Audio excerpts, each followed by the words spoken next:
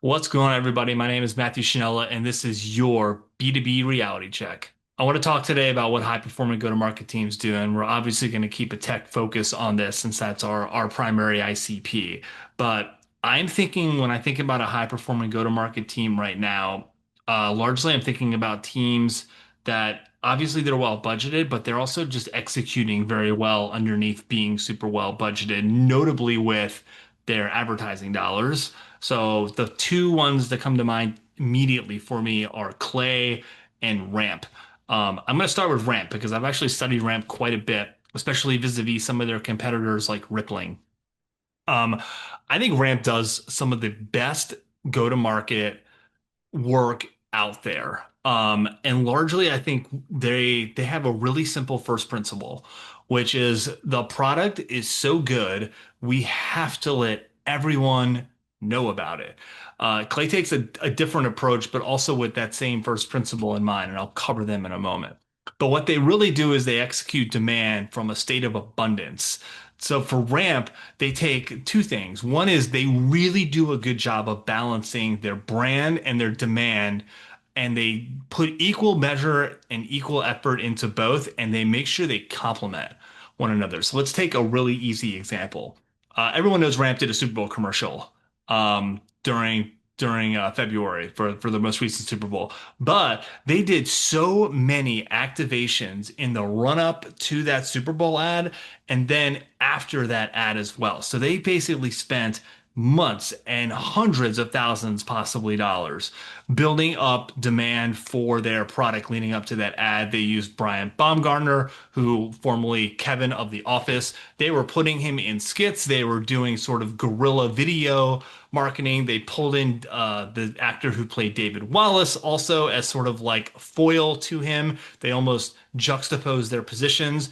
They hosted this enormous Super Bowl party as well. So what they do, almost everything they do on social, from a paid standpoint, is direct response, but they also just do such a good job on the organic complementing that. And so when you saw their direct response ads from Ramp, what they largely were things with Kevin from The Office, Brian Baumgartner, kind of being that direct, both operating as that brand spokesperson and then also being the subject in any direct response plays subsequently from that.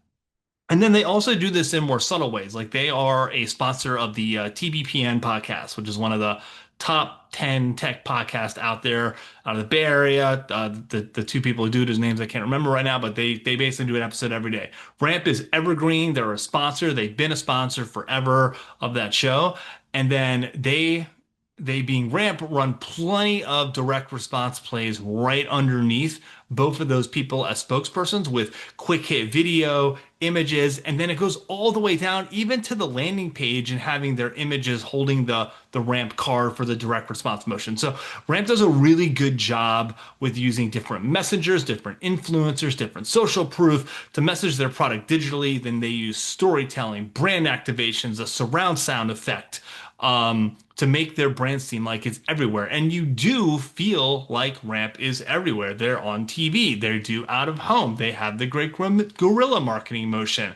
And these all happen with a strong outbound motion right next to it. So the first thing they do is they start with a great product and a low friction of adoption, a belief that the product is so good that anyone in their ICP can and should use it. And then they just start to run and experiment and just let their creativity be boundless in that motion. So that's why I think Ramp is a great example of a company that does go to market really well and something that a lot of companies can borrow from, even if they can't do it at that scale. You don't need a huge budget to do what Ramp does because they do their fundamentals are super strong on top of their creativity and their budget. Okay, let me talk about Clay real quick. So Clay has a slightly different approach in me. If you follow Bruna Estrella on LinkedIn, he talked about this actually a little bit, where he talked about using a segmentation, positioning, and targeting framework. They took a bet on mid-market when they started with their go-to-market. So they bet that a middle out segmentation, targeting, and promotion standpoint would boundary span into the other segments that they were hoping to court. So they started with the mid-market, RevOps, and marketing person, someone who they thought was digitally and technically skilled enough to use their products, see value, and then do a lot of user-generated content sharing. And then they also empower their Clagency, their agency models as well, in order to get them to utilize it as well and share all the things that they were doing with their clients. This created this massive content flywheel effect for them.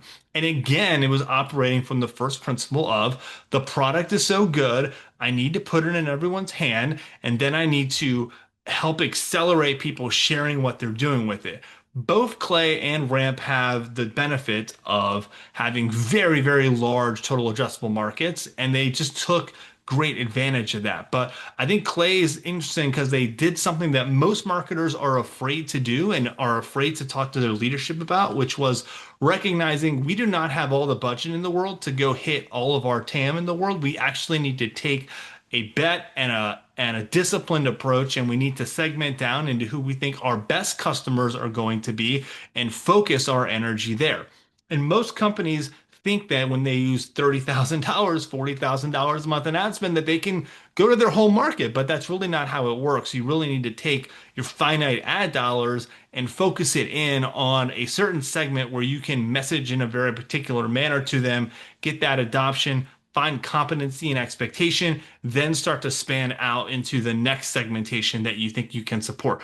And all of this stuff needs to be supported by an upmarket motion or an upstream motion where you're getting feedback from your customer. You're thinking about how to message to them. You think about offers that you can align with your sales team on. You're aligning on a target account list. You guys are measuring both of those things. You have a measurement model that hopefully works in incrementality and an incremental ROI as opposed to looking at everything from a first or a last touch attribution standpoint. But largely, what both these companies did really well was recognize how good their product was, make it available to people with the low amount of friction.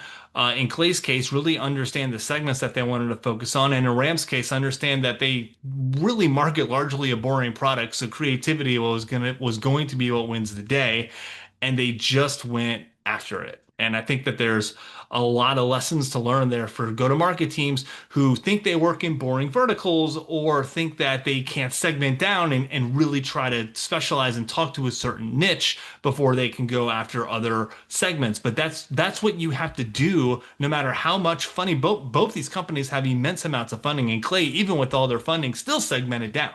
So just when you think about you not being able to do that, just remember that your peers, the ones you're looking at and admiring, have had to make those same trade-offs and have ended up being successful because of it. Thanks so much for listening to this episode of B2B Reality Check. Please like and subscribe. Please follow me on LinkedIn. Please hit us up, Refine Labs. We are helping B2B demand gen teams in mid-market and enterprise SaaS solve their problems with demand gen engine and repeatable growth through paid media. Please hit us up. We're bringing all kinds of innovative motions, thought processes, and measurement frameworks to bear to help you meet your growth goals.